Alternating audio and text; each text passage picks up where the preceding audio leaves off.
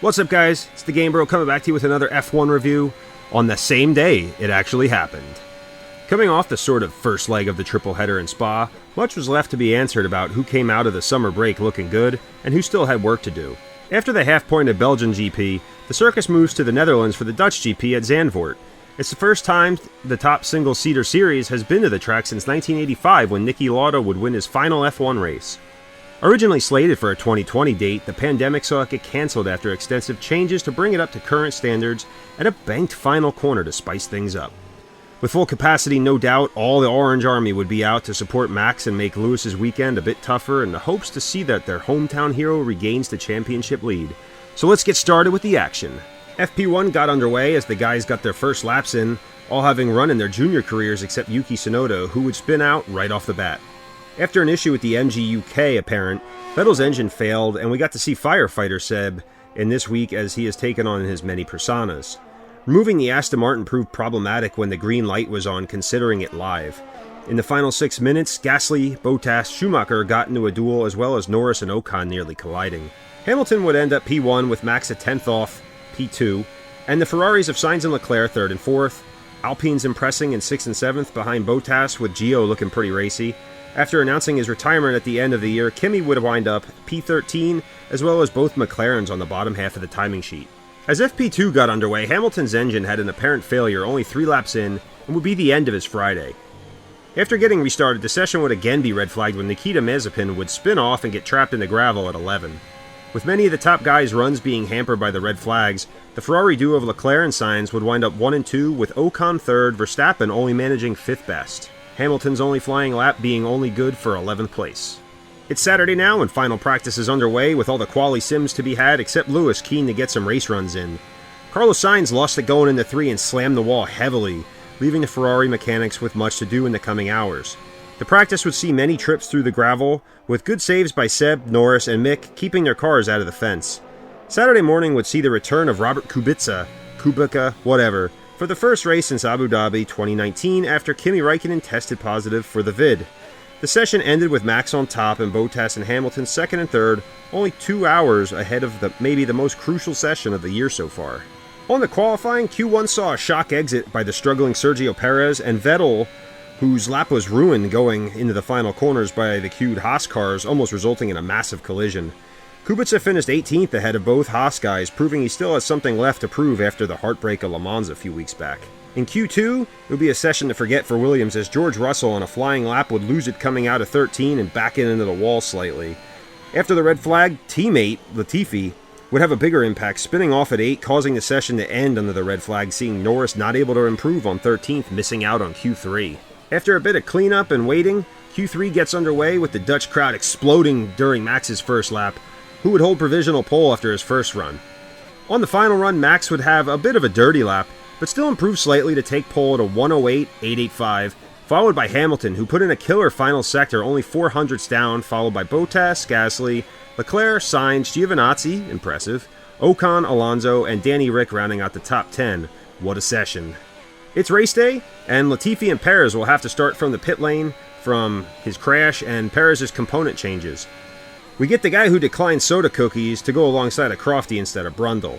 Lights out and away we go, and Max gets a great start and takes off from Lewis and Valtteri. Giovinazzi almost driving through Alonso and getting muscled back a few places, and Mazepin aggressively defending against his teammate on the pit straight. The latter having to pit for a new nose a few laps later. Perez having to pit already after flat spotting his hards behind the Haas, ruining his race already. Not much going on in the early going, as overtaking is extremely difficult and the potential strategies are starting to shake out. Lap 21 and Lewis makes a stop for a fresh set of mediums, confirming their 2-stop strategy, and a lap later Max answers also pitting for the mediums. 30 laps in and Max catches Bottas and passes him easily on the front straight for the lead, followed by Hamilton, and Bottas finally pits after that. On lap 37, Seb went down the inside of 3 and almost went around, but caused Valtteri a bit of time, crucial to his strategy, not that it would have mattered.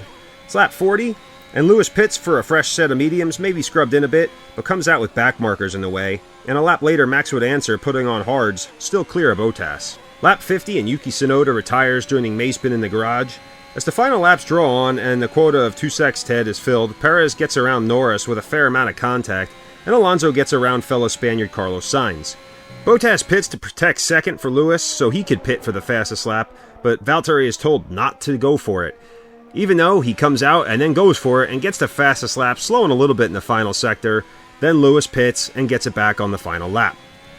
Max easily cruises to the win ahead of Lewis and Bottas, completing the podium. The crowd goes insane and the orange smoke fills the air as their guy takes the championship lead back. Gasly stays put in 4th, Leclerc 5th, followed by Alonso, Sainz, Perez, Ocon, and Norris rounding out the points. In the driver standings, Max is now back ahead of Lewis by 3 points. Bottas moves up to 3rd ahead of Norris, with Perez just 6 back of him. In the Constructors, Mercedes still holds a 12-point lead over Red Bull, and Ferrari is now 11.5 points clear of McLaren in 3rd. Alpine are ahead of AlphaTauri by just 6 points for 5th and 6th. So what did I think of it? I did get to see all of the race. I did get to see everything leading up to it. If you're into strategy races, it was pretty good. You knew that overtaking was going to be a bitch going into this, so qualifying was going to be everything, and what a session that was.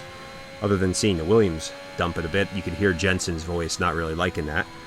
But it was pretty good. Kimi retiring. When I think of Kimi, I always think of 07. That's when I was watching it heavy too. Just watching him in that last race at Brazil. Really that whole season, the winning his first race in Australia. I just remember that, and I'm like, wow, this could be our year again. After Schumacher retires, it was just good to see him continue and hold on the Ferrari name. Monza next week. My favorite race of the year, Ferrari home turf. It's going to be a rough one probably for those guys, but regardless, I think the fans will be allowed back, so if you thought it was crazy with all the Dutch fans cheering for Max, well, the Tifosi are going to be out there to make you forget about that. Going into the rest of the year, it looked to be pretty good for Red Bull, but even though Monza's next week, I think they're going to struggle there a little bit, maybe take those penalties. Mercedes. It'd be nice to see Lewis have a bad race there so you can get to see someone else win again.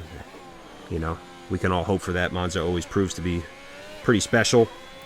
The driver swaps, you know, the George Russell thing seems to be imminent. I think we're going to get that announcement pretty soon. For some reason, though, I just think Valtteri is going to get dropped altogether. I don't see him being on the grid next year, you know. Albon probably going to go to Alpha because Mercedes sure as shit won't let him in a Williams, especially when their guy De Vries is, you know, more deserving of that seat anyway. So we'll see what happens in the next couple weeks. I expect something, you know.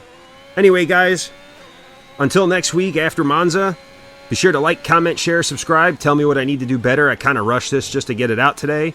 If you're bored, go check out my game reviews or those few Creed videos I've done if you're into the dark side kind of stuff. I've been the Game Bro. Wherever you are in the world, have a great night, everyone.